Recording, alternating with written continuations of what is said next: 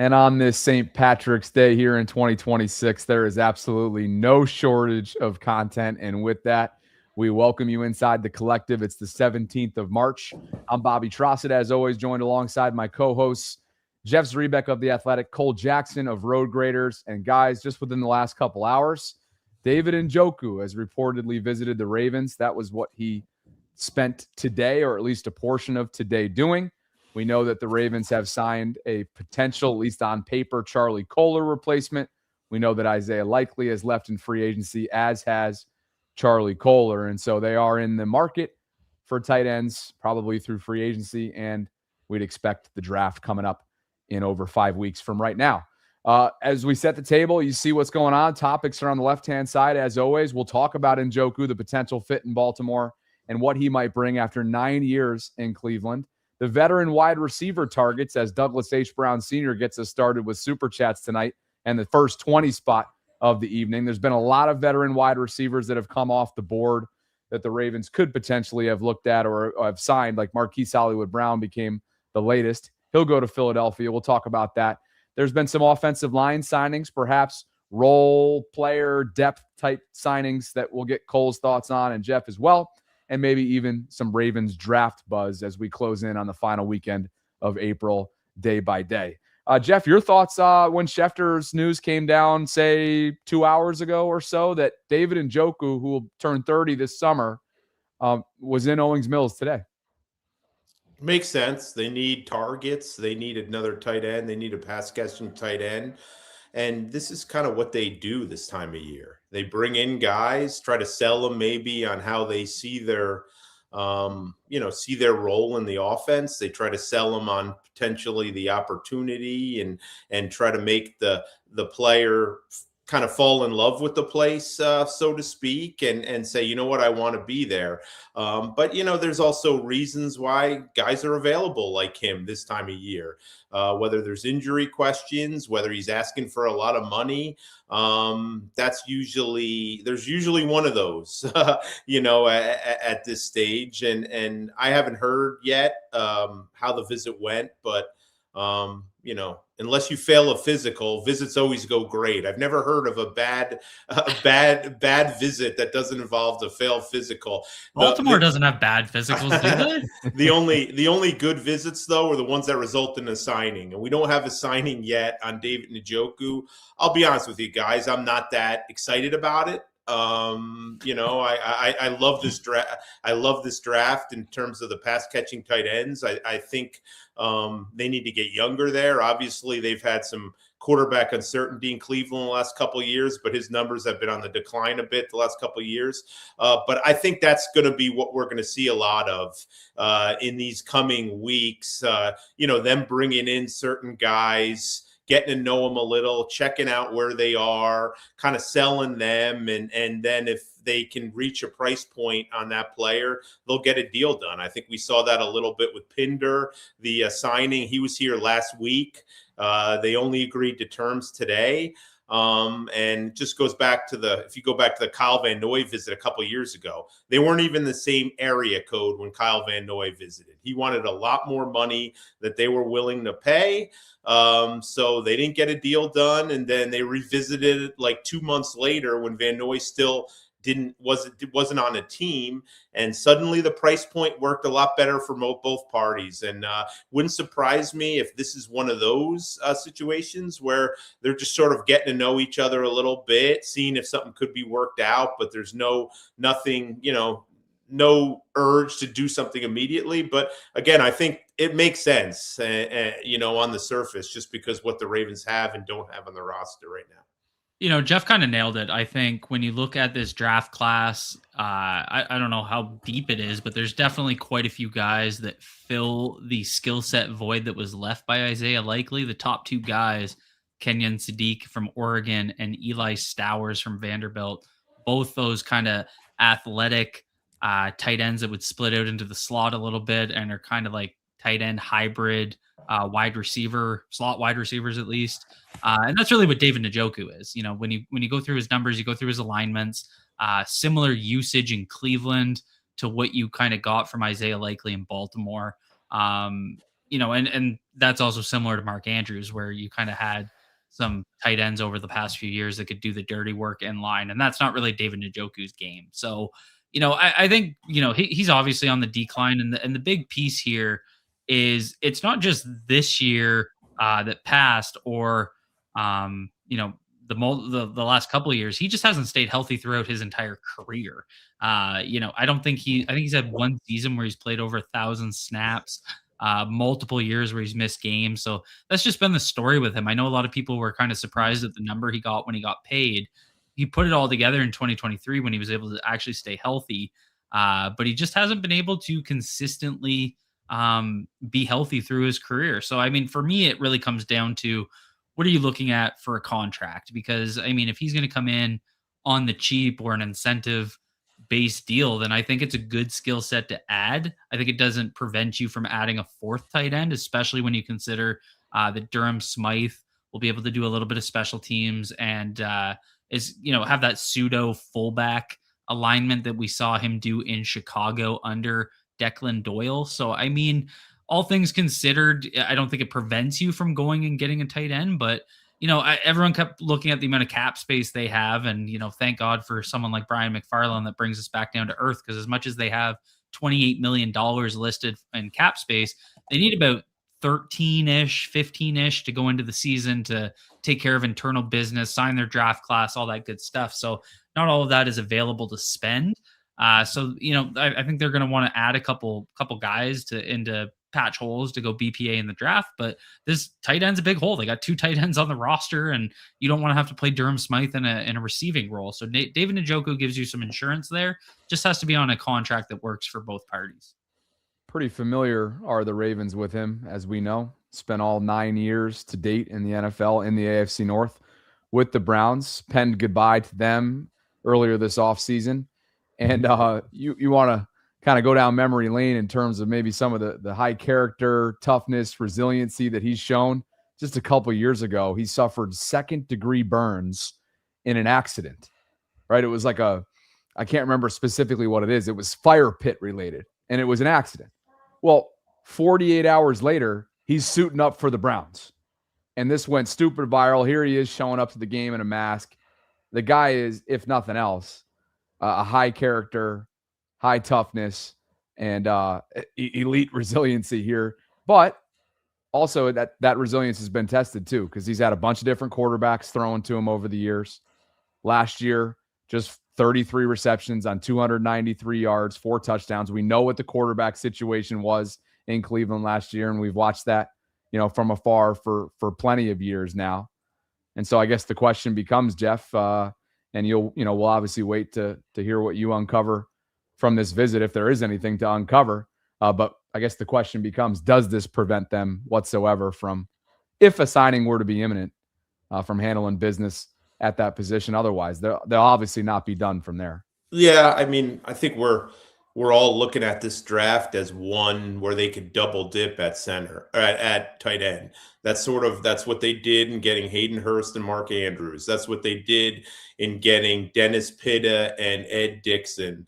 That's what they did in getting Nick Boyle and Max Williams. That's sort of what they do. They do the second tight end is always better than the first tight end. Absolutely every right. single time. Absolutely right. So I think this is a draft. My colleague at The Athletic, Dane Brugler, put out last night a tweet saying that he still hasn't found the bottom of this tight end class. He just thinks there's so many options.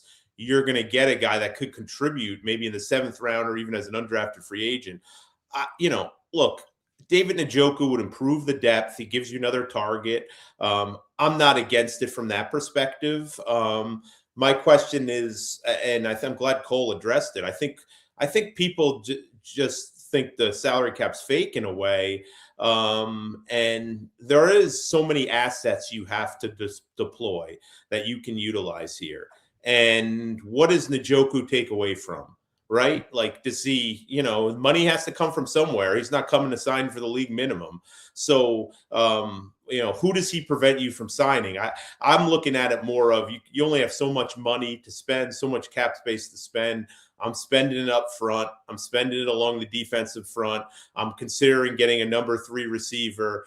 I'm not really in the veteran tight end market unless you could get a veteran on the really cheap, just because this is a talented tight end draft class. And I think if you have the opportunity to double dip or even just get one and then sign a priority free agent, I think you're going to be in pretty good shape. But I get it. This has been a very productive player, in the past. And clearly, you look at the depth chart, it's pretty daunting that they only have 2 tight ends on the roster and one's a blocker. Let's get to some super chats here, guys, before we start talking about what obviously you would think is on the Ravens' priority list, and that is finding a veteran wide receiver. Could that be a reunion with DeAndre Hopkins? Others are just flying off the board. We mentioned Marquise.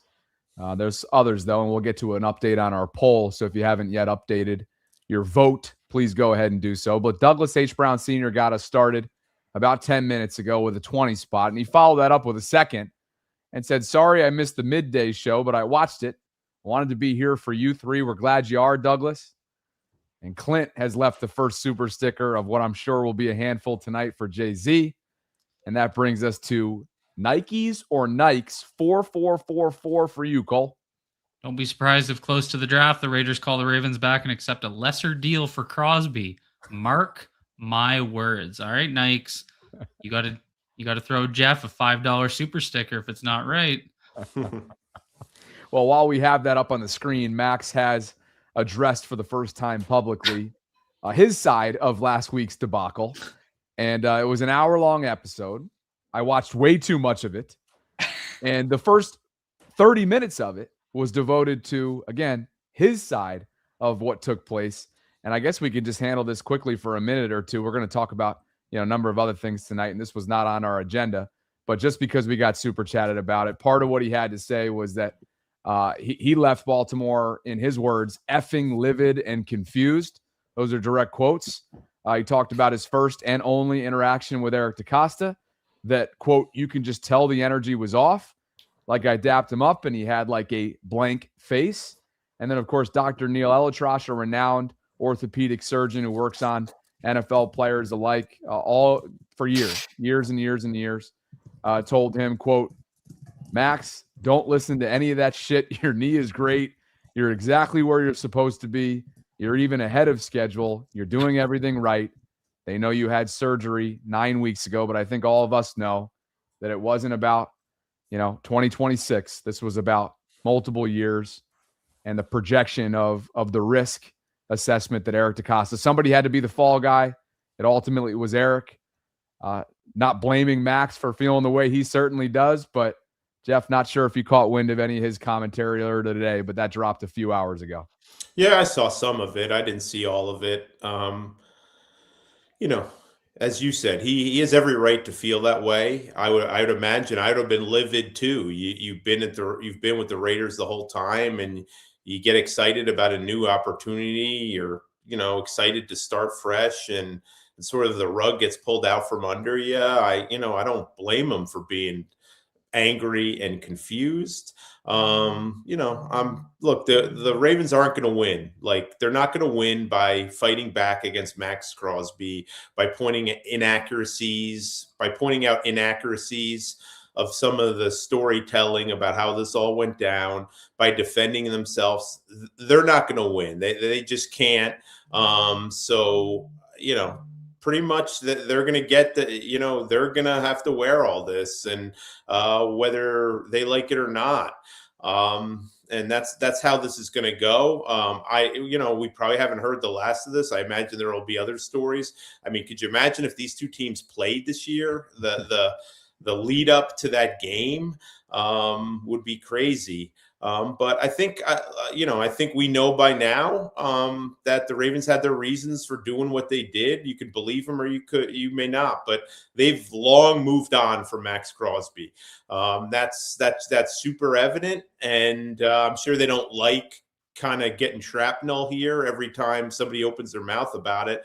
But that's why I said when it happened, like, look, the optics are not going to be good. This is not going to be a good situation from them, and so help me God, if something like this happens again soon, it's going to get even worse. And I mean, that's just part of it when a high profile deal like this,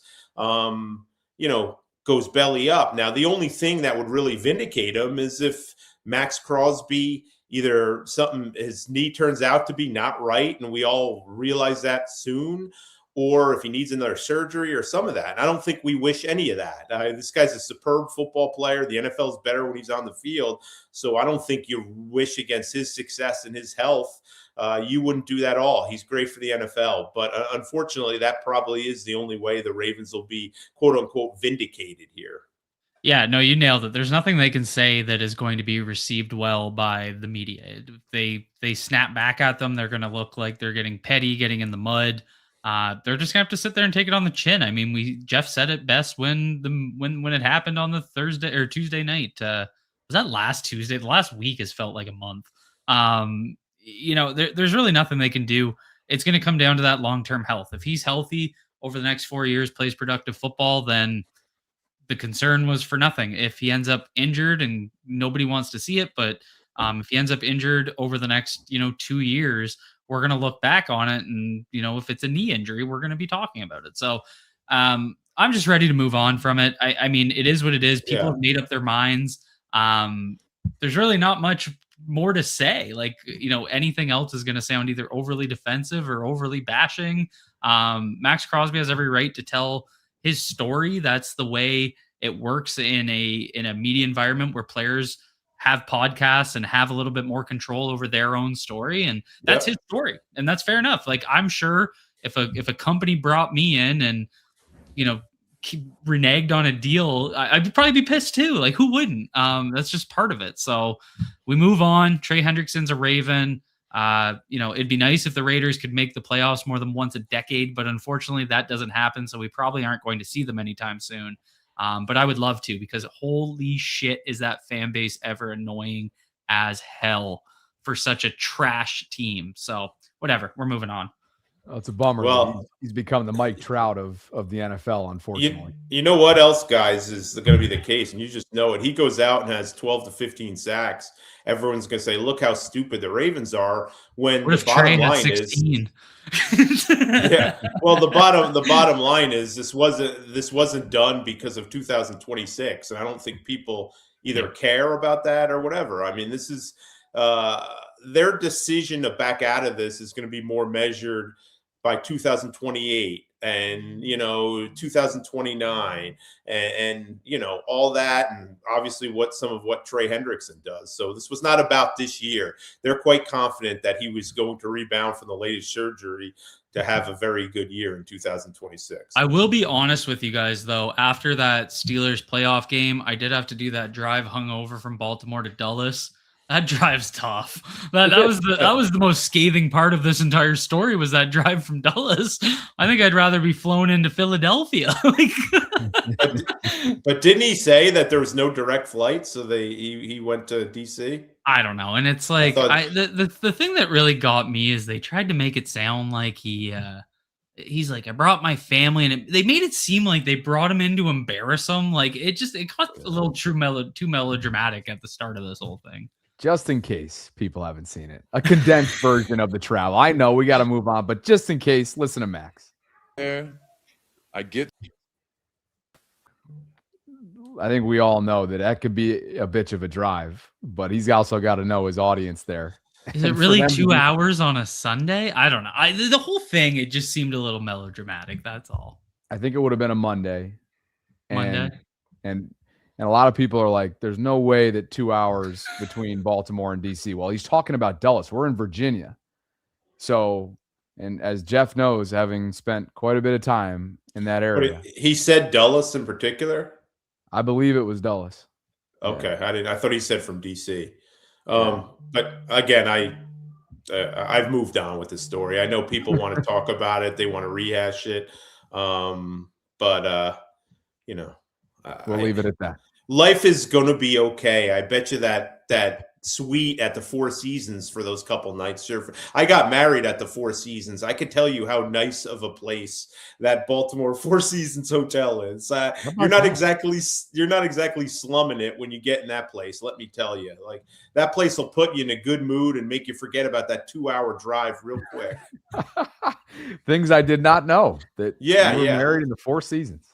I was. Well, here's what happened, guys. Like, because I know you care about this. Like when we went on when my wife and I, when we went on our search for a wedding venue, this moron, that was like the first place we went to. So every other place, how did you like the venue? It was great. It's just not the Four Seasons. So I was just screwed. Like we're just gonna have to do this. Cut the guest list and let's go. We might as well try to make this work. But yeah, I got married there. Awesome place. I'm sure he enjoyed his time at the Four Seasons. I would assume that's where he was at. He talked about staying over the harbor, and that's a beautiful hotel. So that would make me forget that rugged 2-hour drive real quick. That is hysterical.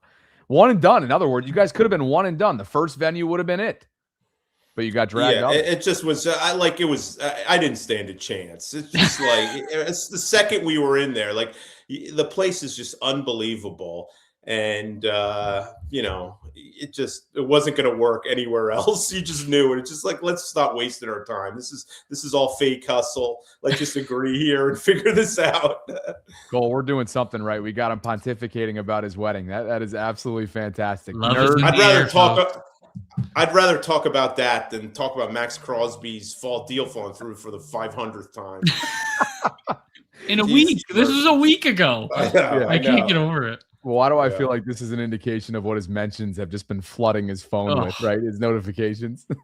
Can't imagine. What, about my wedding? No, you're like, all you're probably getting over the last week is flooded notifications on Crosby. Yeah, guys, I'm communicating less and less on social media. I put out the tweets or whatever, but he mutes notifications every time he tweets. I really have to get myself psyched up to look at the mentions. It's just bad for the morale. It really is just bad for the morale, just even looking at it. So I deal with Cole texting me about everything. He lets me know what's going on. And I just don't look at the mentions too much to hear what people are whining about today. I did see some of them of the Danny Pinter signing. That didn't make the flock too excited. I know that. We're gonna get to that. Absolutely. But that's a perfect segue. Yeah, well, that was journalism. Perfect segue. Yeah. We should just sign all the guard, center, flex linemen and find out who wins at the end of training camp. Hoffman's still out there. That's Brock Hoffman, right, Cole? Is that our boy Brock Hoffman? Yeah. Hell yeah. That deal, apparently his agent came out and said whatever. It got announced he was signing with the Steelers. Yeah. Yeah, and then they said no deal. I don't know. It was weird. I got to read the rest of this question, Cole, because Bobby doesn't where I sorry, man. This. Jay-Z, any word on Gwen? No contract details or announcement of signing. Yeah, I was thinking about that today. I've not heard anything about him. Bad, good, or indifferent. It's just been kind of quiet. They've yet to announce that deal. The website still has Cooper Rush on the Ravens, so I think we're a little behind on a couple of these moves over the last couple of days. I think a lot of people are still caught up in the Maxx Crosby, Trey Hendrickson fallout. But no, I think what they want to do is have enough depth and keep the door open to draft a center. I think the day, I think I was reading somewhere the middle round center market is supposed to be really good. And Ravens have a couple picks in that area. Wouldn't be awesome if they replaced an Iowa center with an Iowa center. That would be kind of a cool story with Spencer Jones, or Logan Jones. Sorry, Spencer Jones is the Yankees prospect. So I think what they want to do is just improve the overall depth of the offensive line. They need bodies there. They need quality depth. They need some experience. None of these deals put anybody a lock to make the team. That's why, arguing over these small one-year deals to keep the baseball theme going is like bitching about a minor league deal in baseball. They don't guarantee you anything. You just come to camp with an opportunity to make the team. So I think that's what we're looking at. Pinter's a guy with some experience. He can play. He can play a couple different spots, so his versatility. So I think you throw all these guys in the mix, and you hope you can come up with a decent bench, 3 or 4 offensive linemen reserves that you really trust and you feel like you can go to. And I think this is one of those moves. And I think you trust Ledford a little. Gwynn is going to be here because of Dwayne Ledford. He made sure that Gwynn was on the roster 3 years in a row in Atlanta, on that 53 man for parts of 3 years because he really liked him. So if you're Eric DeCosta and, he comes to you and say, hey, I would really like us to get this guy. I really like him. I think he's a good rotational guy, and you're getting him probably at league minimum. Sure, why not? Come aboard. There's plenty of room. And the Ravens have like 35 roster spots available. You can't bring in 35 rookies. So we're going to see a bunch of these deals on lower level deals that are aimed at improving the depth. Doesn't mean they're done. It doesn't mean they found what they're looking for. They simply means that they're bringing guys in and hoping to improve the overall back end of the roster. It's basically early camp bodies, and that's exactly what they're doing, and it makes sense to do that. But I mean, I would definitely support this. This is probably the deepest center class in the last 10 years in terms of guys that are actually going to be viable, and that's without counting guys like Brian Parker and Spencer Fano, who were tackles in college but might make the switch like Graham Barton did into center. You got Connor Liu out of Auburn. You got Sam Hecht out of Kansas State, Jake Slaughter out of Florida, Logan Jones out of Iowa, Jagger Burton out of Kentucky, Pat Coogan out of Indiana, Parker Brailsford out of Alabama. I can't remember the last time I could list almost 10 guys that could feasibly be a day one starter at center. And, for me, it's really about reinforcing that guard position. And that's the idea that the Ravens had around John Simpson coming back. Whether or not you agree with him being that stabilizing force, I completely understand your skepticism, especially relative to some of the other guys that were available. But that's what they're thinking. It's basically, let's get a couple guards in here. Let's bring in some guys that they're going to basically bringing in. Gwynn and Pinter is no different than having Corey Bullock here. It's guys that are going to compete. They're going to push, but they're not done. There's no way they're done. Trey Zune's another guy that is one of those tackle to center converts. So, I mean, there's a lot of guys in this draft class, and they're going to bring one in, and it's probably going to be decently high investment. So, I've been all over the Spencer Fano in the first round train because I think he's that good. So we'll see what they do. But I think today was a little bit of a little too much frustration. I guess it was just if these signings came out in July, nobody would have thought twice about it. They're just coming out now. Well, what a year. In other words, they got need for a center and a need for tight end. And those are the two of the deepest positions in this year's class when you read up more and more on them. And Cole, you just mentioned a ton of the names that are up on the screen that Jordan Reed, ESPN analyst, likes from a draft standpoint. So how's the punting class? Have you investigated that yet, Cole? No, we don't watch punters until after we draft them. And then I pretend that I have it. I remember someone was like, when are you doing a film breakdown? This was when we drafted Tyler Loop. They're like, I was like, I can't even kick a football. I was like, I'd be completely talking out of my ass. I'll do it, but I don't like doing it. Sammy is here, and Sammy says, any news on Marlon and or Broderick Washington? Mom is the word on Broderick, but as far as I know, Jeff, feel free to dive in. But Marlon earned that roster bonus over the weekend, which I believe was to the tune of $4 million or somewhere around that number. So that figures he's on board, obviously, for 26. Still mum there on Broderick, Jeff? Well, the thing I wonder about Broderick Washington, one, Anthony Weaver has always loved Broderick Washington. So would it surprise me if they keep him? No, they don't really need cap space at the moment. Now they will.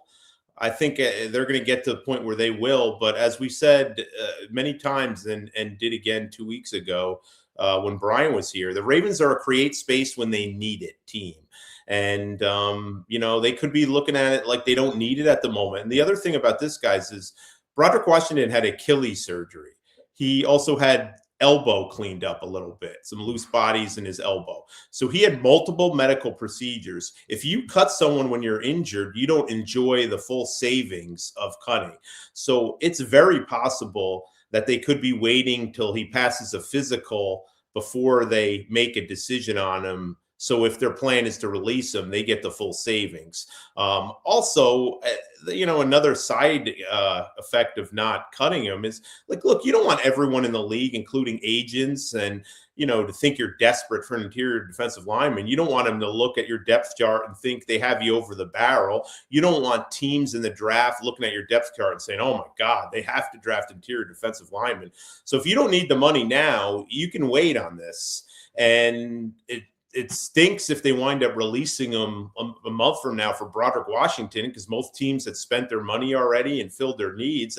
That always sucks for a veteran player. But the Ravens have a method to their madness, and it still wouldn't surprise me if they make a move there, but they wouldn't get the full savings of, by cutting Broderick Washington by doing it now, because frankly, he's not in position to pass a physical right now. Now, he may be in a couple weeks. I get the impression he's coming along really well, and they fully expect him to be available once they start the offseason workouts, but we're not there yet. We're about a month away from that. I think the big question is because we kind of talked about, and I mean, Marlon hinted at this on his own podcast, that there'd be a potential pay cut to keep him around. And I think, was it Eric that said that at one of the pressers? He downplayed this. Yeah, I asked him if he has to have a contract alternation to be back, and he said no. Okay. So that pretty much answers that, because I don't think there'd be a pay cut after the bonus is paid out, right? Like there's probably less flexibility. We need Brian. well, one thing is I think a lot of people are wondering where restructures. The restructures aren't good. Like, they put you in the situation where they're in, kind of with Marlon and Roquan Smith. So you need to try to do all this stuff without restructuring. You already did it with Lamar. That sort of was a necessity. But anything that restructures, pay cut's a different thing. But anything that restructures these deals and adds more money in the future, that just causes problems down the road. So I think you try to avoid that at all costs. Thanks to Sammy. Thanks to Mira_TF for another super sticker. And that brings us to Rob Bates. Let me make sure we get us all on the screen here in real time. Rob says, I think that Bateman being in trade rumors doesn't make sense. I understand the numbers last year, but it seems like when the line is good and Lamar has time, he has his most productive games. We're thin at wide receiver and he has talent. Maybe the most important piece of this puzzle, guys, if, which has been a big if, that's the operative word here. If he's healthy, we've seen what his ceiling can be, at least so far. Over 700 yards receiving, 9 touchdowns, a field stretcher, and someone who has that big playability. When he hasn't been healthy, he's been a little bit of a headache, and that includes some social media antics in the offseason. Now, if he were to stay healthy and he is to be productive as he's shown, that deal that he signed, that they extended him with, is going to look better and better as the years go, and it would behoove them to keep him around. Yeah, no, he's signed through 2029. His cap hit is in the next 4 years, 6'10", 12.9, 14.9. I mean, that's a pretty good deal for a wide receiver contract that takes you to the age of 30. The big reason I don't think he's going to be moved unless he really forces the issue is, quite frankly, he doesn't save any money. If he's traded pre-June 1st, it still costs them $11 million in dead cap.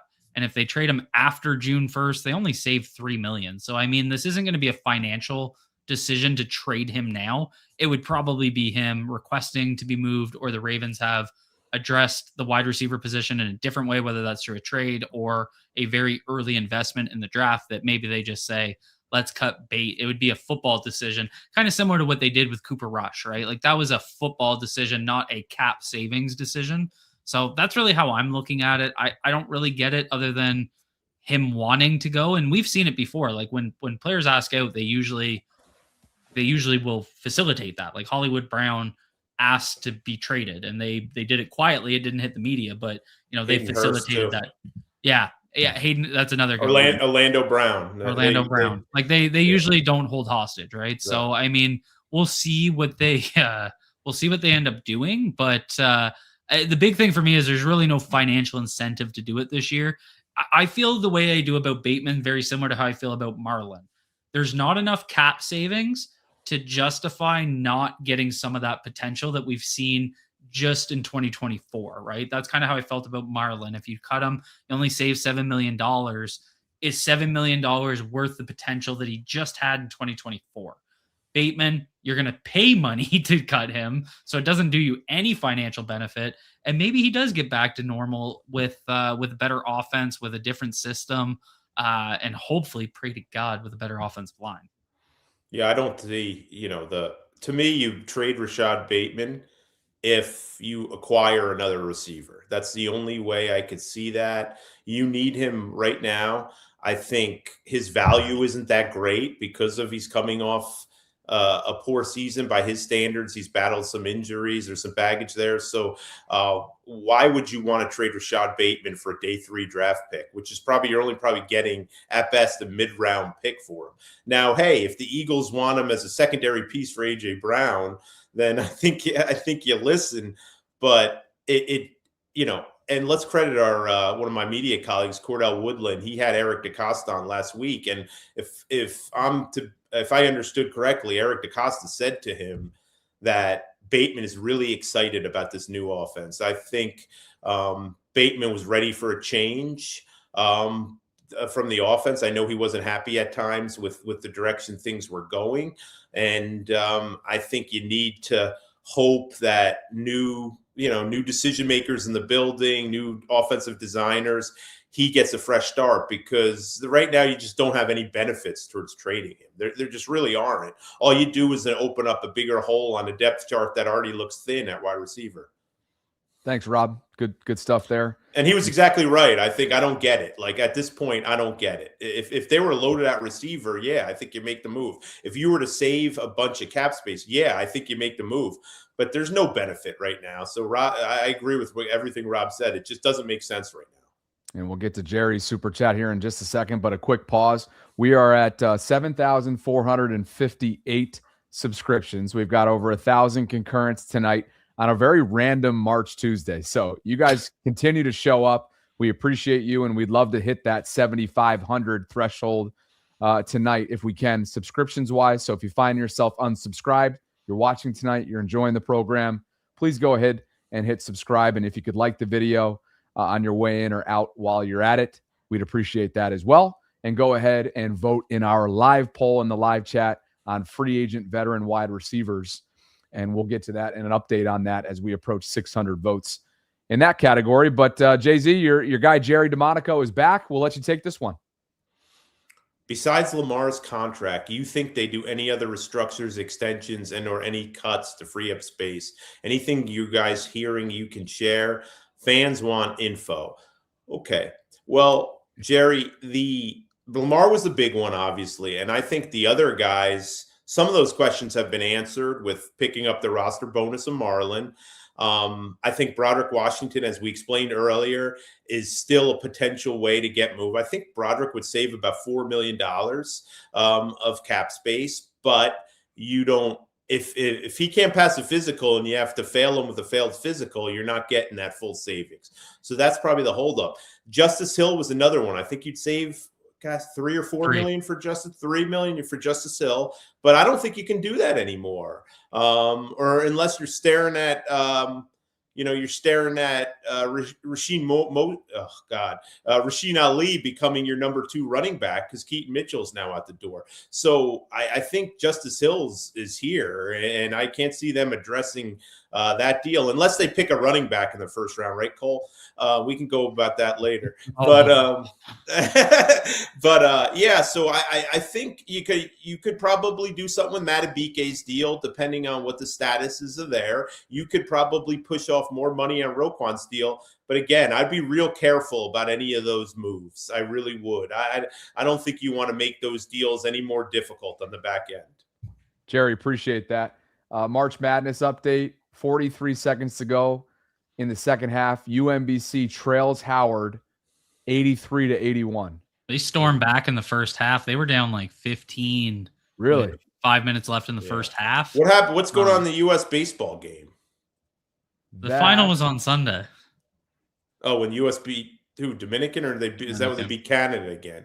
You guys are having a rough go of it. You didn't even win the Paralympics hockey game. I mean, I was shocked. I was shocked that Canada made the quarters in baseball. I thought that was And did you guys see the guy they were calling Tugboat that was pitching? Yeah. He was striking out everybody. I was, and the dude was about as fired. It looked like me after getting a good tweet out there.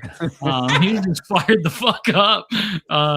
Yeah, no, it's been a rough year. I mean, if you think about it, from that fucking throw out by IKF at home plate. Anyway, I don't want to talk about it.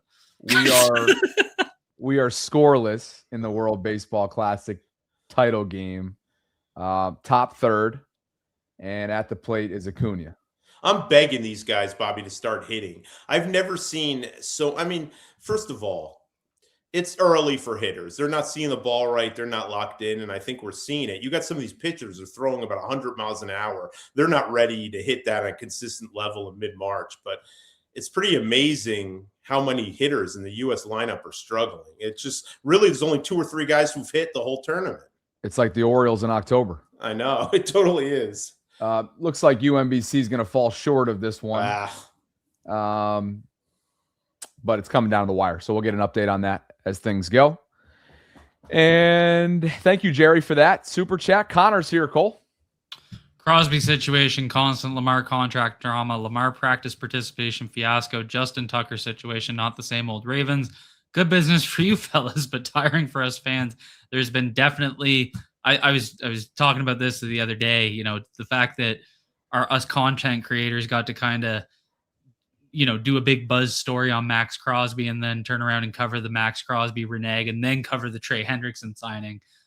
It was a pretty interesting. You're right. It is nice for content creators, but it's really not nice for the fan in me. There is let's be clear. There is no off season this year. No, because we're gonna blink and it's gonna be the draft's in a month. That's crazy. And then we have 10 picks to cover. That's gonna take a few, and then they report like Jeff's got to go back to the facility on a daily basis. Owners meetings are coming up here. When's the schedule release? Isn't it in 2 weeks? Is that at the owners meeting? First or second week of May. Yeah, okay. They have it all planned out where they can dominate every news cycle. And once the draft dies down, they hit you with the schedule release to try to get everyone fired up. But, keep in mind the Ravens with a new head coach can start early too. So that abbreviates it even more. I don't disagree with what Connor's saying here, at all, to be clear. And it's got to be frustrating and embarrassing. Like I said last week, I think that's the thing that will get Steve Bisciotti's attention the most. He does not like the organization to be embarrassed. He does not like the organization to have its character questioned. He does not like the perception that what's going on there. What happened. I do think, look, we've seen a lot of these situations over the years involving the Ravens. Like, look at some of the high profile legal things, whether it's Ray Lewis, Jamal Lewis, Terrell Suggs, obviously Ray Rice. So there's been a lot, Joe Flacco was involved in a pretty vocal contract, I don't want to say dispute, but standstill for a while until they won the Super Bowl. So they seem to be in these situations a good bit. And I do think it dates back in recent years. I also think today's social media and the NFL dominating the news cycle has blown this stuff up where you're hearing about it in more places than you're ever before. You have more talking heads who don't know half of what they're talking about, opining about it. So that's what leads to these situations kind of blowing up even more than they have in the past. M Daddy 006 says, I love Kenyon Sadiq, the Oregon tight end.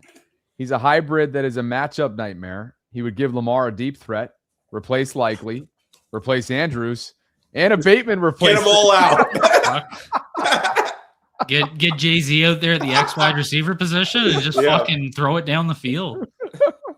Fuck it. Hey, fellas, Sadiq is an interesting prospect, man. What a freak he is. Yeah, he is, and really, really good vertical guy. I had a little just kind of go into Sadiq a little bit. I watched him a couple weeks ago. I thought his route running wasn't that great. He's more of a vertical athlete than a horizontal athlete, but he can run the seam like a wide receiver, like straight up. So and it pops on tape. He cashed one against Northwestern against a corner, and seeing tight ends beat slot corners like that is it's something. So you can get him in an offense with threats that you have to pay attention to, especially horizontal threats. And he's going to pop some big ones as a rookie. Hey, Bobby. I don't want to interrupt here, but we did our live all 32 mock today, and I can't spoil the Ravens pick. Can I spoil it? No, you can't. But because it comes out Thursday, but people are going to be really angry at Oh, they're me. gonna be That's so all I'm fucking gonna mad. say. Who was mad at you today? You were, yeah, you were. I told But him I'll that stand he was by next it. to I would my have made hit the list. pick over. I'd make the pick every time. Okay, so it's not Vanga. I know that. No, and that's part of it. I got sick of picking him in every mock draft. That's no fun. Yeah. This is supposed to be fun. Picking the Oh, same you were guard. having too much fun. Yeah, Well, picking hey. the same guard. Hey, hit me with the private. Hit the private chat here. Well, why would that help? You're not allowed to announce it to everybody. So let's just say it's a non-traditional. It's a position teams don't value as much, and I got one of the best effing players in the draft at 14. That's all I'm gonna say. Okay, Eric. Are you gonna piss off? Are you gonna piss off Mel Kiper with this pick? Oh, I don't care. He's gonna piss off Pro Football Focus with this. I'm pick. gonna really anger Ravens fans. I'll tell you that. Oh boy! But this is supposed to be fun. If I have to do these ridiculous mocks over and over again, I'm gonna have I just a little fun with it. all you do is mock. Like, dude, trust me. Write a fucking story about someone. I've written about 5 stories this week, pal, and you've enjoyed each and every one of them. But we still have to do those mocks. Oh god! This is the best teaser ever for this Thursday when that drops. Like, no, he texted me earlier. He goes, I'm doing a live mock," and I was like, "Again, like we're on mock 10.0, like once a month, mid-March." Delane, Vega, Fanu, Sadiq, and Love on the board at 14. Who do we take? Sorry for overtaking your hosting duties, Bobby. I just wanted to add some sense of urgency to the proceedings here. Fanu, Sadiq, not Sadiq. Oh, you know who I'm taking. Cole, you know who I'm taking. I will say. Did Mike Lowry read your text message to me earlier? Well, I will say, when I was on the board at 15, Delane was not available. Fano was not available. You didn't tell me that part. No, he was told not me available. Vega Vega was on the board. Yeah. I'm not even sure Sadiq was available. He got taken early. When I was on the board, Cole, top 3 receivers were all gone. Oh, shit. All of them. So I was kind of limited, but Vega was there, and he's for been listeners my guy. out there. I did talk Jeff off Keldrick Falk, so hey. I'm not. You can answer this, Cole, because I'm the giveaway who I took in this exact same scenario. I'm taking. It's close between Fano and Vega, but the fact that Vanga played 300 right guard snaps over the last 3 years, I feel like he could move to right guard without really any major issue. I think you go out, you get Vanga, you get a center with one of your next 3 picks.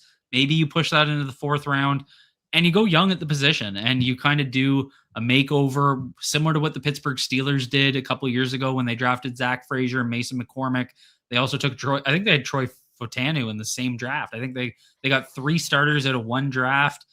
They had their other tackle taken in the draft before that. The Steelers are a really good example of how to turn around an offensive line rebuild, and it takes early draft capital. I mean, we've seen the Dallas Cowboys kind of do it recently too. They did it in the 2000s when they took Frederick, Martin, maybe it was Tyrone Smith.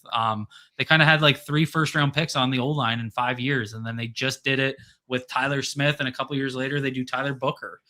So I mean, if the Ravens are serious about fixing the O-line and they don't want to do it in free agency, then go do it in the draft with early draft capital.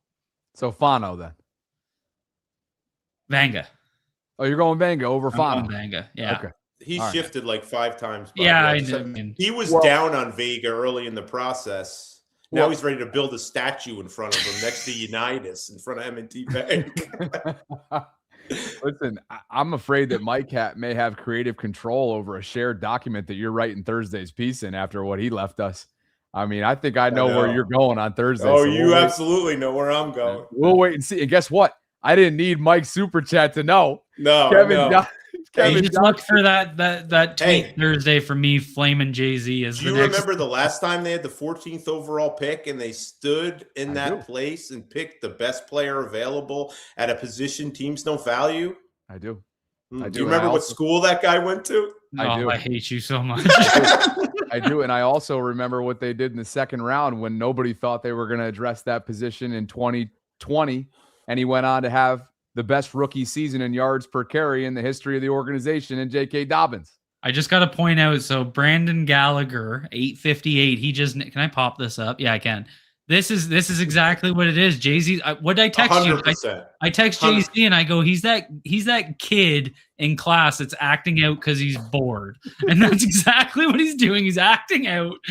Yeah, I think it's bullshit when he hijacks the show, too. Like, from a hosting standpoint, what is it? I mean, somebody's got to do it. Jesus. Well, can you at least, when you hijack the super chat reading, can you tell us who's giving the super chat instead of reading the comment? Yeah, I owe that to the person who's spending the money, not to you two, but I will do that. Correct.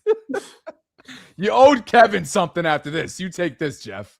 Kevin John. Do I have to mention the numbers too, or can I just say his name? Yeah, read it all the way through. All right. Especially Kevin Johnson, if it's my burner. 566. Jay-Z, you're a bigger legend than the rapper Jay-Z. You know what? I think somebody responded to this and said they find it like nails on a chalkboard when you refer to me as Jay-Z. Yeah, someone commented that and they said, I think so. Can we not call him Jay-Z like we're children? And I was like, that's all I call him. I kind of been following your lead on that, Cole. You've been doing that since the second we got together, and I assume you've been doing that well before the collective too. I don't even think I know his first name at this point. It's just Jay-Z. More wedding talk. When I walked in, you know when you get celebrated when you walk into the room? Yeah. We walked into Jay-Z song, Run This Town Tonight. You know that song? No, I'm continuing this. Are you serious? Of course I'm serious. Why would I make up something like that? He's a fucking baller, baby. Was that a collective decision between you and Nick Z? Yeah. Are you kidding? Okay. That is. Oh, is there video of that? I don't think we paid to have it videoed. We paid the photographer handsomely enough to take the pictures. I don't think we paid the extra for the video. We got married at 4 Seasons after all. Your money does not go a long way there. 97G says, I don't know about y'all, but I do miss Patrick McCary.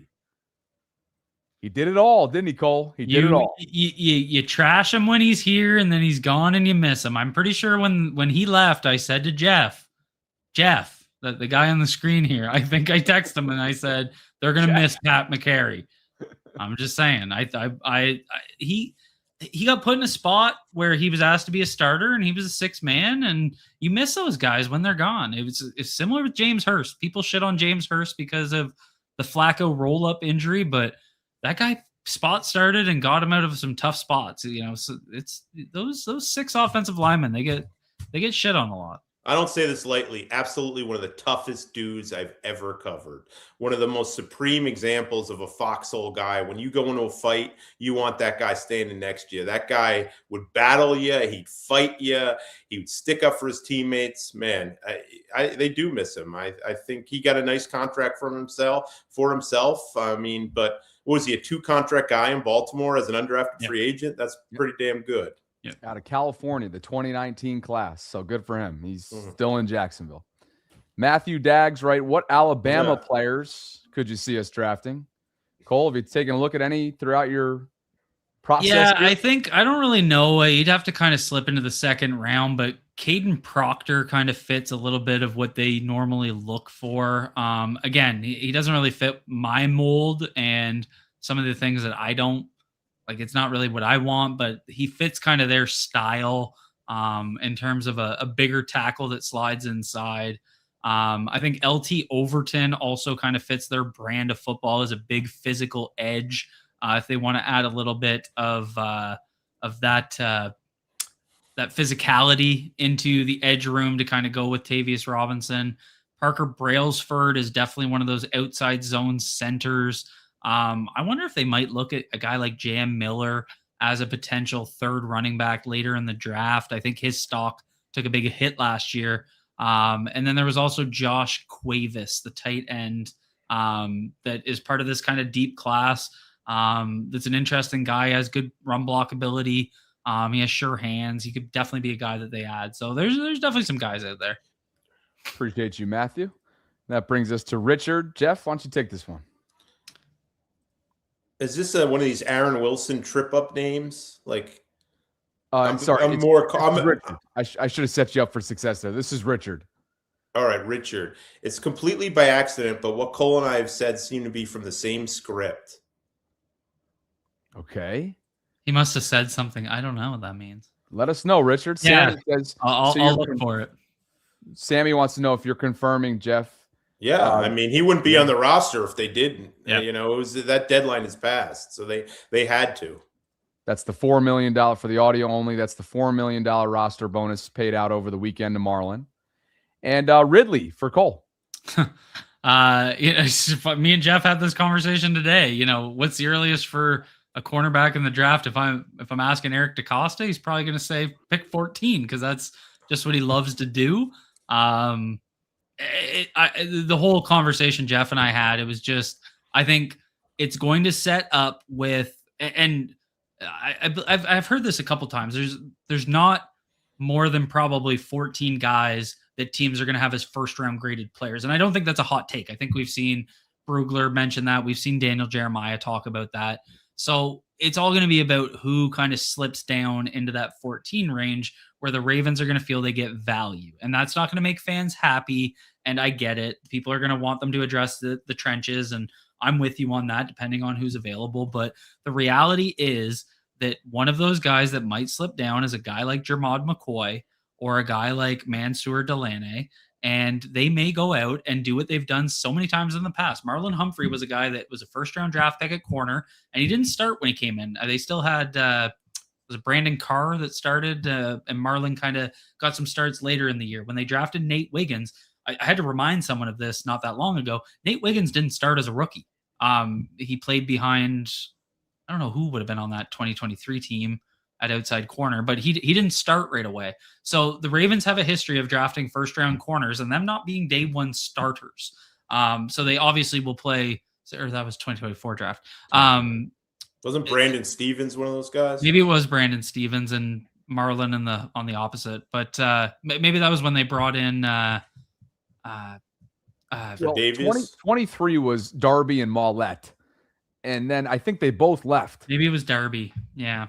Well, no, they drafted Wiggins in that draft class, right? Well, in 24. No, Wiggins has only had 2 years, so he's 24. Okay. And they had Brandon Stevens and Marlon Humphrey were their primary corners at 24, right? Yeah. Yeah. Because both those guys left in free agency, I believe, right? Mollett and Darby the following season. Yeah. But my point is they won't hesitate to draft a corner early in the first and then not have to start them right away. And that's kind of how this would set up with Wiggins, Awuzie, and Marlon as the first three corners. So again, that's going to be something that pisses people off. Oh yeah. And I get it. I completely hear you. But the Ravens are going to feel like they're getting the best value rather than reaching for need. As for my opinion on this, I'd probably be looking in that third, fourth round range, and probably double dipping, similar to what they did last year.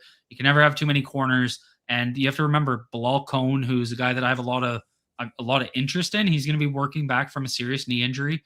Robert Longerbeam's working back from I don't know if it was his knee, but he was a season-ending injury. So even some of these guys they had as rookies last year, they're not guaranteed to be back to full strength. So they're going to have to go with two corners probably in this draft, but unfortunately it probably won't be till or hopefully it's not till a little bit later. And just so we're being thorough, Mollett was on the 24 team, but played in just 3 games due to injury. So it was Darby who left in free agency. I want to say he went to Jacksonville. Can't remember off the top of my head. Mollett was part of the program, but was injured. Jeremy Jones says, will they draft Lamar a legit wide receiver 1? Love you, Jay-Z. Cole, will Carnell Tate be on the board at 14? I think Carnell Tate probably goes top 10. I think if you're looking at a wide receiver at that 14 position, I think you're going to have to think about how you feel about Jordan Tyson's hamstring injuries. That's going to have to factor into what you do there. I think there's many that feel he's probably the most skilled wide receiver in this draft class, but there comes some very big injury risk with him. And I think Mekhi Lemon becomes an interesting guy, super productive, very good football player. It's just, is it redundant to, having another, projected slot guy when you have Zay Flowers, when you really need that outside skill set? I would say what mitigates that, if you go back and watch some of what Chicago did so effectively last year. It was having DJ Moore and Luther Burden as in split slots and having both on the field at the same time, and then having that outside threat in Roma Dunze. So can the Ravens recreate that with a guy like Lemon and a guy like Zay? I think that kind of becomes the question. Thanks, Jeremy. And Jerry's back for more, Jeff. Jerry, how you pronounce that? Domenico, you think? DeMonico, yeah. Falalele is still available. Rumor is Giants going after him, but we have the cap to outbid them. Is he trying to trigger me? I'm a little surprised he's still available. I will say that. But but with all the Ravens offensive coaches that were in their staff sprinkled around the league. I'm not trying to be a dick, Jeff, but does that not tell you something? Yeah, exactly. It's incredibly telling. Maybe that Cole Jackson guy was onto something. Thanks, yeah, Jerry. like you were the only one that was questioning him. I put out the video in August. Should you be concerned about Daniel Falele? And everybody got mad at me. Evan says we need a big body wide receiver, not a big baldy wide receiver. Sorry, Jay-Z. Are you catching a stray, Jeff? Yeah, seriously. Well, I said I was going to put you out at X. Yeah. Oh, that's right. That's how it came to be. Okay. Thank you for putting 2 and 2 together. Douglas H. Brown Sr. says, what a great idea this was by you three. I hope it lasts, and I'm interested in being a partner in both. So for context, guys, Douglas is a daily over on the Vault side of things, and he has expressed interest in sponsoring the program. We just have yet to catch up on it, to be quite honest, because of how busy things have been in Ravens activities.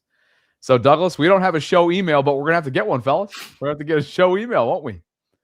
We'll have to do that. Thanks, DHB Senior. And Denraj 5691 for you, Cole. Who would y'all pick, Debo or Tyreek Hill? Tyreek Hill, just so Jeff has to write about him. Purely for my entertainment. Okay.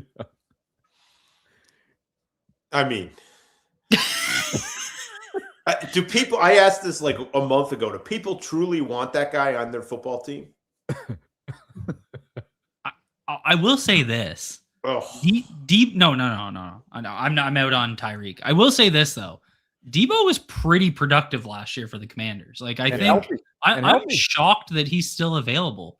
I think he's definitely lost a step, but he was still pretty productive from an efficiency perspective and just a raw number production perspective. If they could find a way to get him just because of what he can do in the open field, like, could you imagine you have to cover the horizontal run game with Lamar and Derrick Henry and Zay Flowers in space and Debo in space? I know it kind of contradicts what I just said about getting a more physical outside wide receiver, but let's park that for another day and let's just focus on what the excitement of a Debo and Zay would be.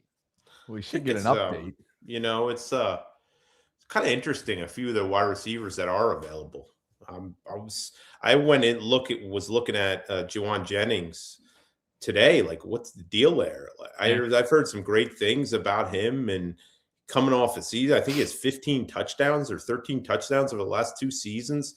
Been a good blocker on the perimeter. Has been very productive on third down in the red zone. But you have to wonder if these guys are asking for a certain amount of money that is just not there for them. But we're seeing. We saw it again today with the Jalen Waddle trade. We're seeing these teams willingly give up very high draft premium for wide receivers, and yet then we're seeing some talented guys still available on the free agent market. I have not even heard Debo's name over the last couple of days connected to a team. Now, that doesn't necessarily mean anything. That could just mean his agent's not talking much and all that. Usually the guys you hear constantly are guys kind of agents thrown out there to sort of trigger a market. But, there's still a couple good receivers out there that could help them.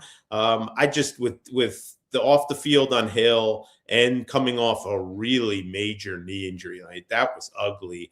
I just don't know why you would get into that with him. I mean, when he's healthy and right, as dynamic of any receiver in the league, I'll give you that. But unfortunately, there's a lot more that goes along with that. Right now, Jawan Jennings is in second place as we approach 800 votes in tonight's poll question. We ask you guys, which free agent wide receiver should the Ravens be targeting? DeAndre Hopkins, a reunion, leads the way at 42%. Jennings at 34%. Debo at 14%. And Diggs at 9%. We know that Marquise Hollywood Brown came off the board earlier today. He'll be going to Philadelphia. Christian Kirk and Mike Evans go to San Francisco.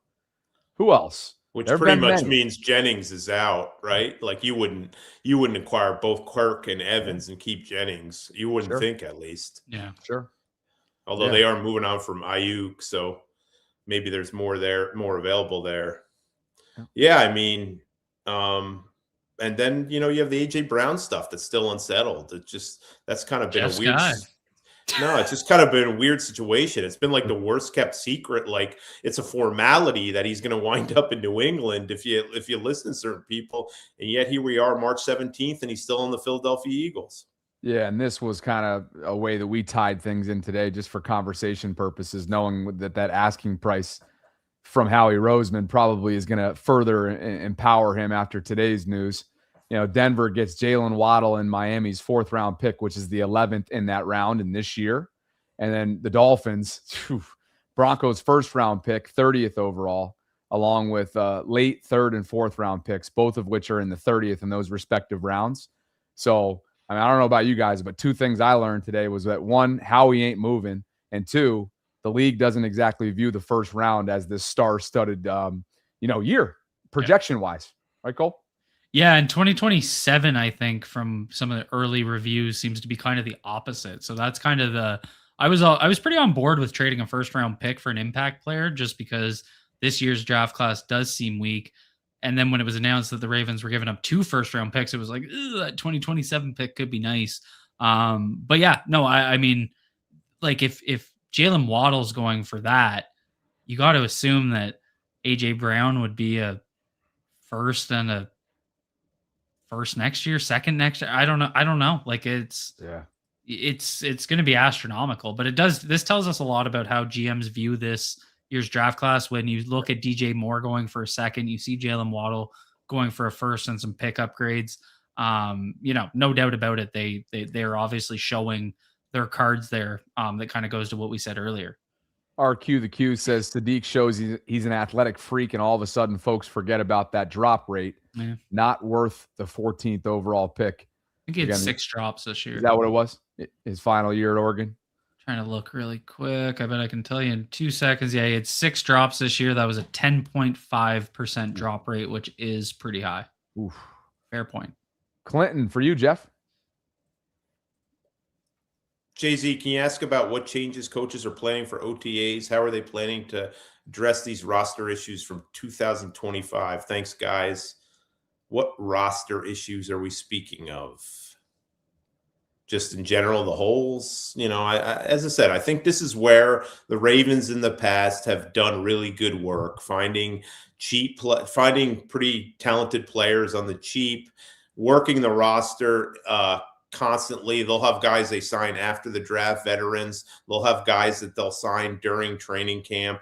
They'll have guys that they'll sign in the next couple weeks. So we're far from done here. We're not even close to done in terms of the veteran additions portion of the offseason. The changes what changes coaches are playing for OTAs. That's, there's been so much news with this team, and we're, it's not like we get an audience with Jesse Minter every day. So like we've had so much to ask them. Like we haven't even gotten about plans. Will you play your starters in the preseason? How will you approach training camp practices? How long are practices? When will practices be? But I assure you, Clinton, that'll be something we get to. We usually have a coaching breakfast at the owners' meetings with whoever their coach is. In this case, it'll be Jesse. So I imagine more of that stuff will come up. But a lot of the stuff is just going to be seeing. Like, it's all new to most of us. Most of us have only covered John Harbaugh as the head coach of Baltimore. So we'll be on the lookout for some of the changes and some of the way they go about doing business. Cole Oreo wants you to know that the Jalen Carter agenda is alive and well. I'm in. Ship those 2 first over to the Philly and get Jalen Carter. I'll jump back in the harbor. It is what it is. And Jeff, Kevin would like to know how your YouTube experience has been to date. Oh, it's just so awesome. I can't tell you how fulfilling it's been for us all.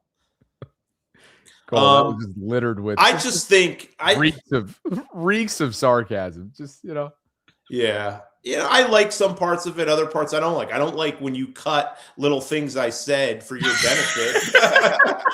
I don't like that YouTube experience. What's an example of one of the cuts?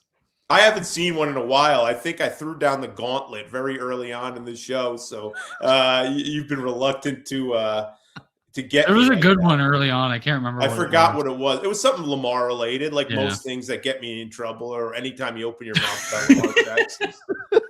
But no, man, it's been cool to interact. As I said, I've a bunch of people have approached me about it or texted me that I've heard from that I haven't heard from in a while, talking about how much they enjoy it. That's kind of cool. I never did a podcast before. I wasn't really interested in doing one, to be honest with you. I got talked into it.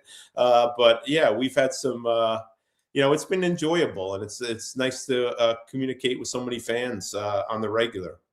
The 2 or 3 episodes a week have got to go, though. Like, that's just not, we're not going to do that too much. The emergency pods are just, when I text you and you're just, oh, I love it. Last week was my favorite week of all time. Did you text him when Pinter came down? No. I kind of laid off because I thought he was going to take a swing at me soon. Oh, thanks, Kevin. Judge Baltimore says, Cole, I believe it was you who said it, but love the idea to draft one of the top tackles and slide him to guard. That way you have a short-term fix at guard and a long-term insurance policy at tackle if or when 79 goes down, meaning Ronnie. Absolutely. I mean, that was one of my interests in Francis Maui-Goa. I know he is a right tackle. Monroe Freeling, I'm not sure he's that guy that can slide inside. I'm not sure about Blake Miller. I think he could be. The kid that interests me the most from that perspective is, and I always butcher his name, but I think it's Max Ionanker out of Arizona State. I think he's got that physicality that you'd like to see. I know people have talked about it a little bit with Jennings Dunker. Jennings Dunker is a guard to me through and through at the next level. So I see him. I just see a lack of flexibility in his movements, especially in an outside zone scheme. I think he'll be fine at guard, but I don't think Dunker's a tackle at the NFL level. I've talked about Brian Parker a little bit. Trey Zune's a guy that I think could slide inside, but also play some tackle. And then one guy that hasn't gotten enough attention in this regard, but I think should, is JC Davis out of Illinois. He's a guy that kind of pops to me as one of those guys. So I do feel overall this is a really good year, and I'm not just saying this. I think it's been corroborated by enough guys that are actual draft experts. But I think it's a good year to need multiple interior offensive linemen, both guards and centers. I think this class is deep. I don't think this is a deep class at tackle. So, having Roger Rosengarten going into year 3, having Ronnie Stanley, and I'm one of the guys that's the most excited about Carson Vincent. Loved his game. Really excited to see him in preseason to see how he's taken some steps. But I really like what they have to work with him. I can't wait till he works with Dwayne Ledford. I really think we talk constantly about who's that long-term plan for Ronnie Stanley, and I think it's going to end up being Vincent. Probably not this year, but next year. Wow. 2 real quick points, guys. I'm not going to give up the exact, but Freeling went in the top 8 in our draft today. I was shocked. He might be the best tackle, like a left tackle, and he right? seems and you wonder, with the Monken connection, right? I mean, he's got a lot of connections at Georgia. He'll have good intel on him.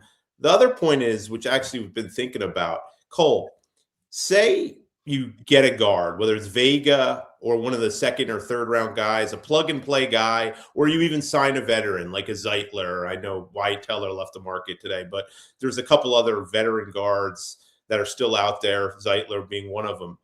Do you commit to Emory Jones as a tackle then? How do you approach that? Because you can't keep yo-yoing this kid around. He's basically a rookie. You had him learn a new position last year that was not in his initial comfort zone. Obviously he's a natural tackle. Now you get a guard, you're basically saying he's not going to start because they're not going to sit John Simpson.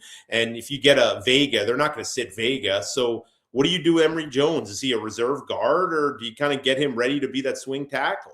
It's a great question. And when we drafted him last year, and keep in mind, this was in the context of Monken's offense, which his run game, and I think we almost forget it with the excitement over Ledford, but Monken's run game base was a zone run game. So they're not making this drastic change in philosophy. And that's been one of my big complaints about who they've been bringing in. I thought they need to get more athletic. I thought Emory Jones as a tackle prospect wasn't the athlete I wanted, but I liked his fit at the guard position, specifically because of his anchor and his quickness with his feet. He just doesn't have that long speed that I want to see out of a tackle. So I think he's a guard at the next level. And I think the big piece is like, we were joking about it earlier. It's like, do you really go from 2023, your guards are Simpson and Zeitler, to 2026, your guards are Simpson and Zeitler? But I mean, like, to me, and I know the team doesn't operate. This is one of those things where there's what I would do and there's what I think the Ravens will do. But I don't, and like, again, I do think he's locked into a starting spot, but John Simpson to me should not be locked into a starting spot. I think Emory Jones should be able to push him through camp. I think that should be an open competition. And I could see Emory Jones pushing him out of that spot. I just could. I think he's a guard, but I think you make a good point. They would have to land on a decision there. I think that LSU run game, it was an outside zone scheme. I just didn't think he was athletic enough to be a tackle at the NFL level. So that gives me pause, but I do think you're right. And I think we've seen this in the past with some guys that got moved around a lot, and you wonder how much it stunted their development in the long term. Like Tyree Phillips is one of those guys that went inside, went back outside. And I know everybody talks very poorly of his experience here, but you know, how impacted was him moving around constantly by the coaching staff?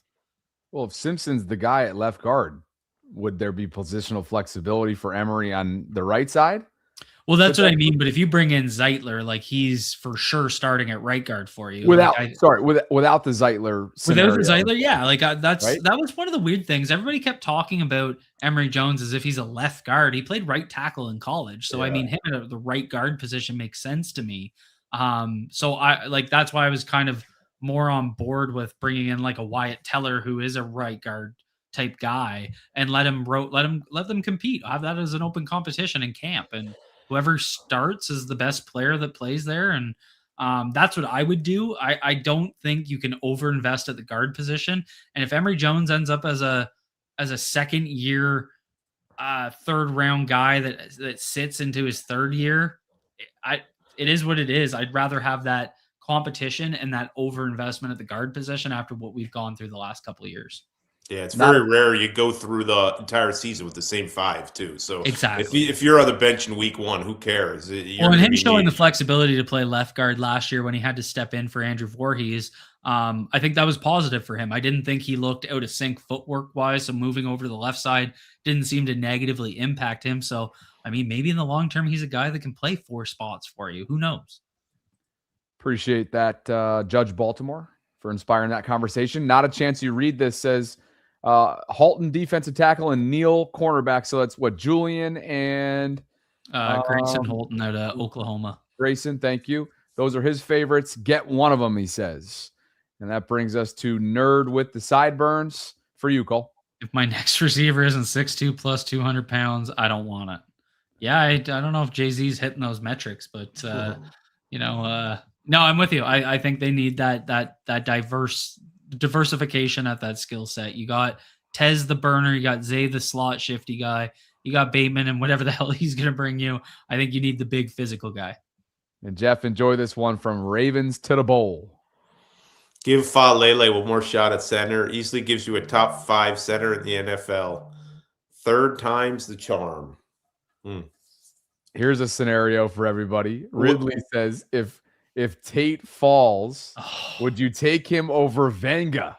This is that meme, right? It's the quarterback throwing while being hit to Carnell Tate, and then it's Vanga throwing it to any receiver. God, that's hard. I'd probably. So here's my argument for this one. I'll keep saying it. I think first off, the Ravens, and everybody keeps saying there's a new coaching staff, and that's a fair point, and I'll take that into consideration. You are correct. It is a new coaching staff. The Ravens haven't developed a wide receiver drafted in the mid rounds ever. So it's hard to fire me up about that. If they go with Carnell Tate, I do feel confident that it's a deep enough guard class that you could get a starting caliber guard later. So I'd probably go Carnell Tate. Yeah, I would too. Go Tate in the first round, and then you use your second round pick on the stud guard, and you use a third round pick on the stud center, and you're probably screwed in the interior defensive tackle. But anyway, you look at it, with only 3 picks on day 1 and day 2, you're going to neglect one position that everyone says, well, we needed to get this guy. That's where you have to work the phones and try to get a guy in here via trade, or hope somebody gets cut or let loose, or have some other plan. I think, guys, other than the whole Maxx Crosby fallout and the Trey Hendrickson, about face, the biggest surprise to me so far is the lack of interior defensive line investment. Everything I was hearing in Indy was that they were going to get a guy. I thought they might get one in a trade, or I thought they would have a free agent backup plan. Maybe they were in on Hargrave. Maybe they were in on Jonathan Allen. Hargrave was a guy that I heard his name a good bit. I thought he made a lot of sense, and maybe they were just outbid, but that depth chart is kind of scary at this point. I mean, you got a bunch of nose tackles, then you got a guy in Washington who you don't even know if he's going to be on the team. You got a guy in Matabike who you don't even know if he's going to play this year. So maybe it's a good sign that they haven't gotten the interior defensive lineman because they feel that good about Matabike. I don't know. I think that has to be, I think you could find a center that can be very good for you in day 2 of the draft. I think you can find, some of their pieces they need in the draft. Where is your interior defensive lineman that's going to impact games coming from? If you don't have Matabike, they're missing that piece in a bad way. And even if you have Matabike, it's going to feel like a very delicate situation because you don't know how much he's going to be able to give you, what he's going to be able to give you. You just don't know. There's so much uncertainty with neck injuries. So you wonder if they have something up their sleeve at that spot, because that's been a real surprise to me that there's been absolutely no buzz about them at that position. Maybe that's the apprehension to let Broderick go. I'm very excited about what I saw from Anise Peebles, but obviously the Ravens felt differently last year by keeping him inactive so often. So, I think he's got some juice to his game. I'd like to see him be able to get active, but that's one of those things where what's going to change with the new coaching staff. Speaking of that staff, had a chance to get to know Harlan Bauer a little bit in Indy. And when you mentioned Fub, they overlapped at Duke before he transferred to Virginia Tech. So there's some familiarity there. Obviously, to your point, Cole, he found himself not dressed in terms of game day more often than not last year, but perhaps he finds his way back into the cards with this new regime. BB and CF Productions writes, what is everyone's percentage of the Ravens drafting Vanga, knowing they signed Simpson and Emery, looking like the guy at right guard? Kind of what we were just discussing here over the last few minutes. You can't overinvest at the position. Yep. Thanks, BB. No, and let's be honest, we're talking about an unknown in Emery Jones. Like, let's face it, you could feel good about it. He looks the part, but we felt good about Andrew Voorhees, right? Yeah, he's an unknown, and then Simpson is, Simpson's not going to be making any Pro Bowls here. Like, no disrespect to him. I mean, he's an upgrade over what they had last year, but you can't allow the personnel they currently have to dictate not taking him if you think he's going to be a 3 or 4 time Pro Bowler and an immediate above average guard in a rookie contract. You can't allow what they currently have to dictate him if that's what you're telling you he is, and if your board's telling you he's the best player. Thanks, BB. Tomato for you, Cole. On Sadiq, mid-film, 10.5% drop rate, second lowest yards per route run, 1.62, which is low. For a first-round tight end since 2019, Combine overrates the production. Pitts Vernon Davis vibes. Is Vernon Davis vibes a bad thing? I definitely, I didn't get that. I definitely think I do agree with you, Tomato, on the Combine really blew up. And again, like I kind of went and did his tape right after the after the combine. And my biggest takeaway was he's not a great route runner. He is a vertical guy. Your plan would need to be for him to work vertically. So, I mean, is that going to be the plan for him here? If it is, makes some sense to me. That's a tough sell to me at pick 14. And especially when you can get a guy like Eli Stowers to do something very similar later in the draft. 50 spot, Jeff. Why don't you take it? Can you pronounce his name, please? I think it's just GW Wells Bogue 3452. Okay. Jeff, any merit to the idea the Ravens didn't expect to lose all those players in free agency, and this is what actually led them to pull out of the Maxx Crosby deal? They realized just how many people they lost and decided they didn't afford giving up all the draft capital. They couldn't afford giving up all that draft capital. No, I don't think there's any merit to that. I don't think they were surprised. I mean, they were surprised. I think the Linderbaum was the one guy that they really thought they would keep. And Sunday night, the reality hit them when there started to be whispers that a team was preparing a monster deal that was going to be a lot closer to $30 million per year than 25. And that sort of set in. But no, Pat Ricard, they were Pat Ricard, they moved on from pretty much. They're phasing that position out of the offense. I think they were well aware that Jordan Stout was probably going to become one of the highest paid punters, if not the highest paid in the league. And that's not really where they were prepared to go. So no, I don't think that's the Ravens. Look, if you're concerned about losing players, you sign these guys ahead of time and you keep these guys off the market. So nothing that happened the first 24 hours or so of the legal tampering period influenced the Maxx Crosby trade going belly up. The only thing that influenced the Maxx Crosby trade going belly up is his physical.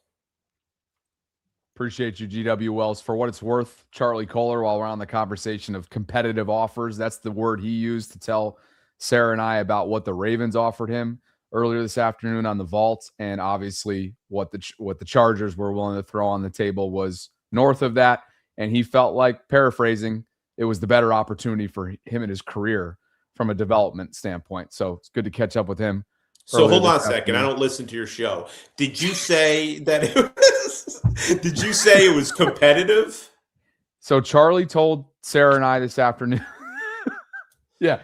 You are just blunt tonight, huh? Is that what's going on tonight? Oh, please. Jeff's not watching my fucking film breakdown. No, I'm not. You got a couple kids. You got your own. You're in mock draft mode. No. I get it. Charlie told us today that the Ravens offered him, made a competitive offer. Okay. And he has a ton of respect for the organization and felt like it was in his best interest to go to the Chargers. What I took from it was his head was hitting that proverbial ceiling, role wise. Yeah. And the Chargers offer was north of what the Ravens had on the table. Makes sense. Yeah. Larry Money's here for you, Cole. Jay-Z, any chatter about bringing in James Daniels? He's been hurt the past few years, but would come cheaply, has played all three interior positions and been a productive player when healthy. He's coming off of a pretty significant injury, if I remember correctly. I'm a little, I think he tore his Achilles in week 4 of 2024, and then he had a season-ending pec injury in week 1 of 2025. And from what I recall, it was that Achilles injury in 2024. He just hasn't been the same mover since then. But Jay-Z, anything to add on Daniels? I have not heard him. But when Eric DaCosta said we plan to bring in a bunch of guys, he's one of the guys I thought of. Some of these guys that are dealing with injuries, have dealt with injuries. They want to get a closer look and see where they're at. Thanks, Larry. That brings us to ADL 21. He writes, Crosby sounds like he took the scenic route. If it took him 2 hours to get from DC to Baltimore, should have gone 95 instead of 50 to Annapolis by mistake. Everybody's weighing in online right now in the Twitter sphere from those comments that we played earlier on in the program. Thanks, ADL. And Opie, Jeff, for you. Why isn't middle linebacker in need for this team? That's an interesting question. I do think Buchanan came on last year, but what are you getting and when are you getting it from him coming off a significant knee injury? I also think Trent Simpson, did did make some strides last year. The question is, it's really not a 3-down role how they play it. That guy's almost certainly not going to be on the field on all 3 downs. So how much do you want to invest in that piece? You're going to have Hamilton closer to the line of scrimmage. You're going to have, you're going to go 3 safeties a lot. Is that a piece that you really want to invest a lot in when I think they feel like a healthy Buchanan and Simpson can do the job competently? My answer is I think it's a need. I think it's probably something they address in the draft at some point. But I just can't see them spending a significant asset on it given the usage of the position, if that makes sense. They love what they have in Santucci, boy. I think he could potentially be a future coordinator who's going to be leading that room. And Teddy, prior to that ACL tear, was having a pretty solid season. Mr. Buchanan, I wonder if he watches the program. Teddy's father. Probably not. He's still waiting for me in the parking lot. And as we get ready to close down the show with these last couple super chats, we are 29 subscriptions away from 7,500 with close to 1,100 of you concurrently watching us. So if you find yourself unsubscribed, you're enjoying tonight's show, we would love for you to hit that sub button so we can hit the 7,500 number and continue to grow this thing consistently throughout the offseason. Dom King wants to know, hey, why is having 2 Zay Flowers, air quoting, bad? Mekhi Lemons a dog. He is, and I think it really just comes down to versatile skill sets. As I mentioned, we've seen a Declan Doyle offense use 2 slots, so I'm not sure it's necessarily a bad thing, but it just comes down to the Ravens have needed that skill set. When they bring in vets, they're typically aiming for those types of guys. That's what they wanted in DeAndre Hopkins last year. So, I mean, they just need to complement it. If they brought back DeAndre Hopkins, it gives you a little bit more incentive to go do it and diversify your weapons. So I don't think they need to get the big body, and I think you could sell me on Mekhi Lemon. But I just think it's all about diversifying skill sets and being able to create more in your scheme. And Jeff Clinton, the final of the night. Jay-Z, have your kids watch The Vault every time they stay home from school. They would sleep better, I know that much. But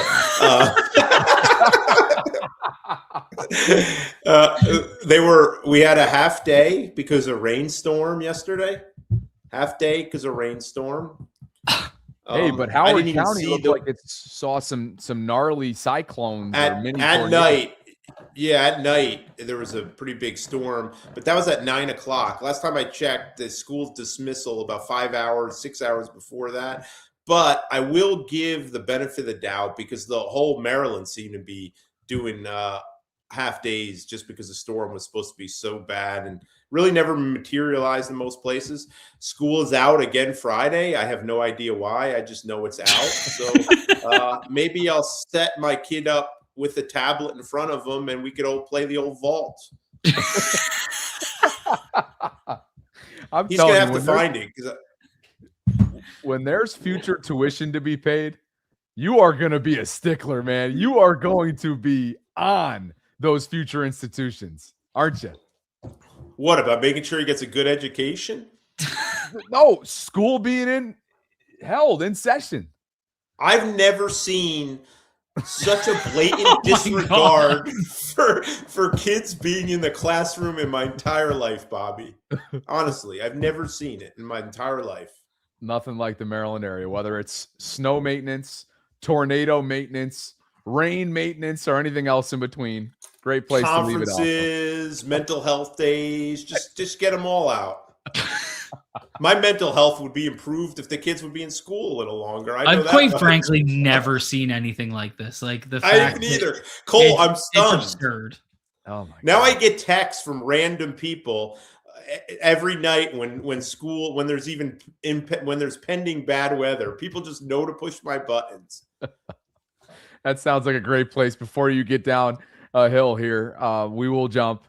And thanks for everybody tuning in tonight. 40 super chat donors. We appreciate your generosity, and we're closing on that 7,500 number for subscriptions. We are 24 out. So if you find yourself, again, unsubscribed on the way out here, we would love for you to do so. Like the video if you could. Hit that notification bell. We now have memberships that are available out there for the taking as well. For Cole, for Jeff, I'm Bobby. We'll all be back 1 week from tonight to continue to follow along with the latter half of free agency here. And obviously the draft being nearly a month away, will really start to take shift in our content coming up. So appreciate you guys as always, and we will catch up with you 1 week from tonight. Talk to you soon inside the Collective.